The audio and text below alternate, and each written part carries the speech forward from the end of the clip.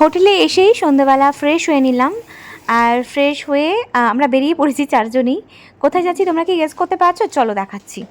এই যে চারজনই রেডি হয়ে নিয়েছি।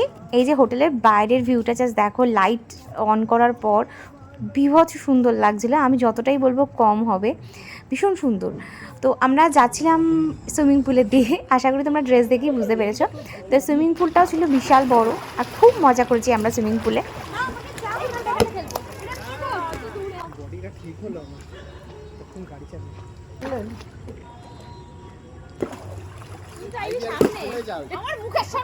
সুইমিং পুলে স্নান করে আমরা চারজনই খুব রিফ্রেশ হয়ে গেছিলাম, কারণ সারাদিনের একটা জার্নি, একটা ধকল তো ছিলই, সেটা পুরোপুরি কেটে গেছিলো। এরপর আমরা সবাই রুমে গিয়ে স্নান টান করে চারজনে আবার রেডি হয়ে বেরোলাম, কারণ প্রচণ্ড খিদে পেয়েছিল। স্নান করলে সুইমিং পুলে এই একটা ব্যাপার থাকেই যে প্রচণ্ড খিদে পেয়ে যায়, আর এতটা জার্নি করার পর দুপুরবেলা ভোগ খেয়েছি শুধুমাত্র। তো আমরা অর্ডার দিয়ে দিলাম সন্ধ্যাবেলা কিছু স্ন্যাক্স।